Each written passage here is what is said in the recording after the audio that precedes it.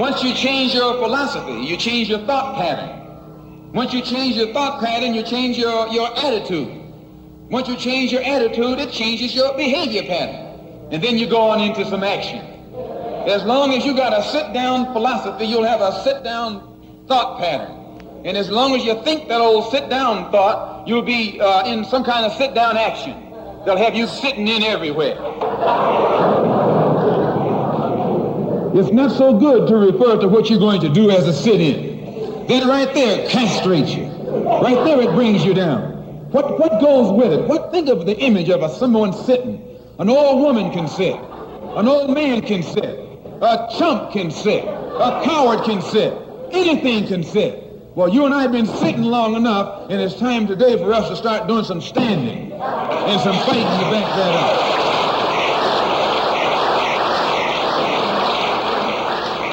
When we look at other parts of this earth upon which we live, we find that black, brown, red, and yellow people in Africa and Asia are getting their independence. They're not getting it by singing, "We shall overcome."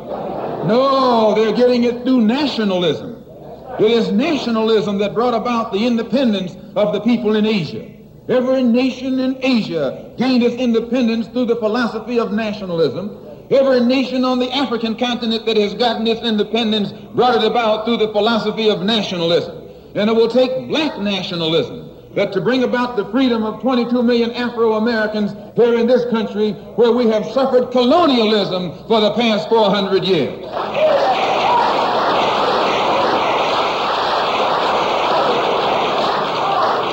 America is just as much a colonial power as England ever was. America is just as much a colonial power as France ever was. In fact, America is more so a colonial power than they, because she's a hypocritical colonial power behind it.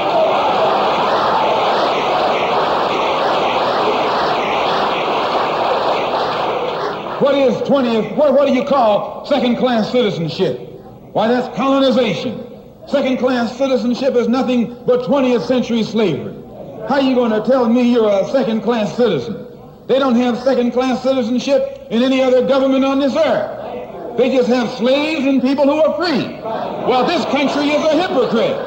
They try and make you think they set you free by calling you a second-class citizen. No, you're nothing but a 20th century slave.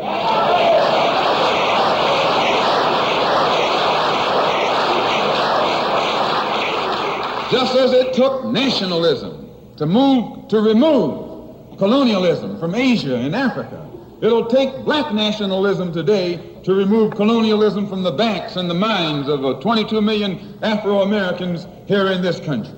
Looks like it might be the year of the ballot or the bullet.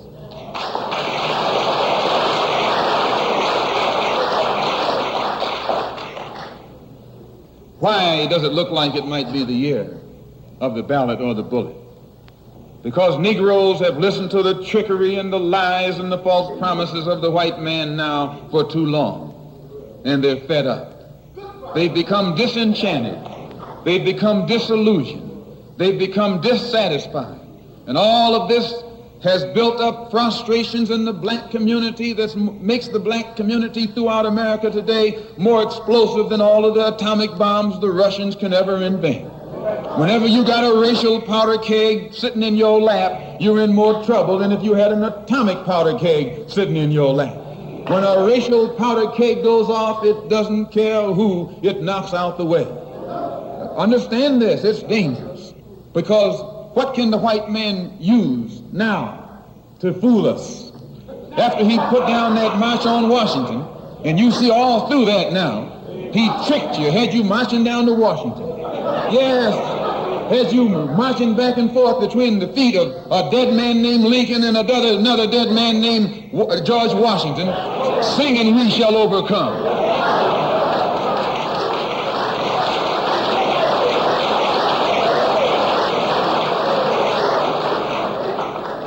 He made a chump out of you.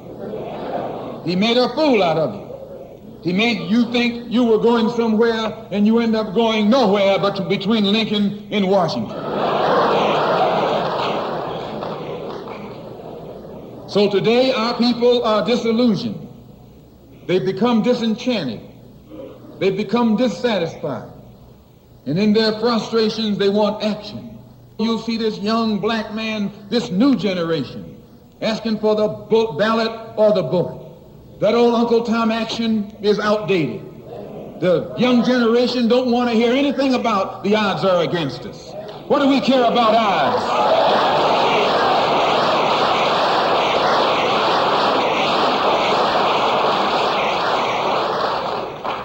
When this country here was first being founded, there were 13 colonies. The whites were colonized. They were fed up with this taxation without representation. So some of them stood up and said, liberty or death.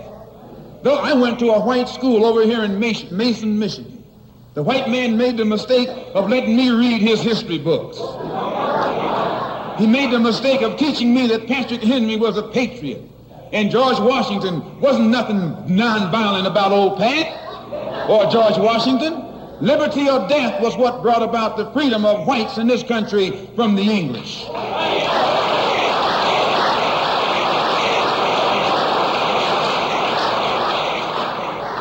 They didn't care about the odds while they faced the wrath of the entire British Empire.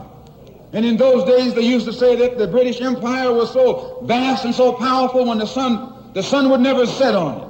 This is how big it was. Yet these 13 little scrawny states, tired of taxation without representation, tired of being exploited and oppressed and degraded, told that big British Empire, liberty or death. And here you have 22 million Afro-Americans, black people today, catching more hell than Patrick Henry ever saw.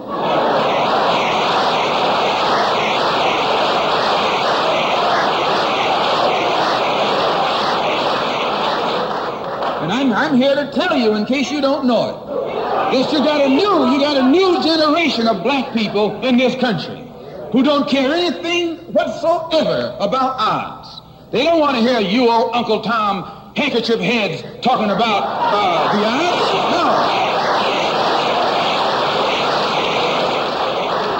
No. This is a new generation. If they're going to draft these young black men and send them over to Korea or South Vietnam to face 800 million Chinese,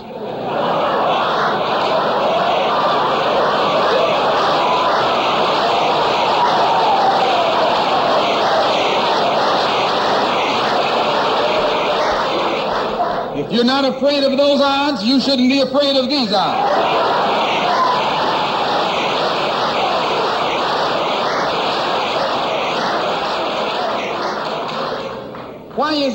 Why does this loom to be such an explosive political year?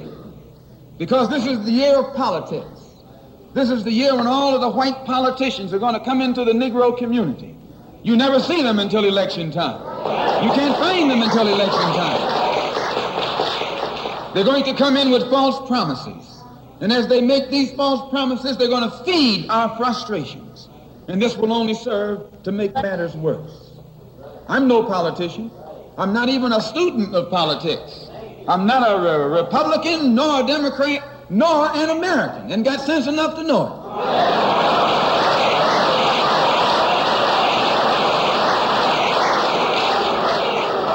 I'm one of the 22 million black victims of the Democrats. One of the 22 million black victims of the Republicans, and one of the 22 million black victims of Americanism.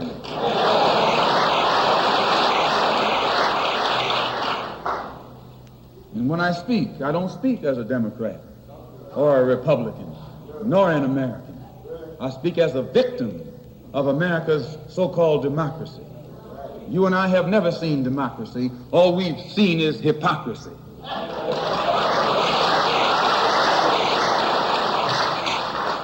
When we open our eyes today and look around America, we see America not through the eyes of someone who has enjoyed the fruits of Americanism. We see America through the eyes of someone who has been the victim of Americanism. We don't see any American dream. We've experienced only the American nightmare. We haven't benefited from America's democracy. We've only suffered from America's hypocrisy. And the generation that's coming up now can see it and are not afraid to say it. If you go to jail, so what? If you're black, you were born in jail.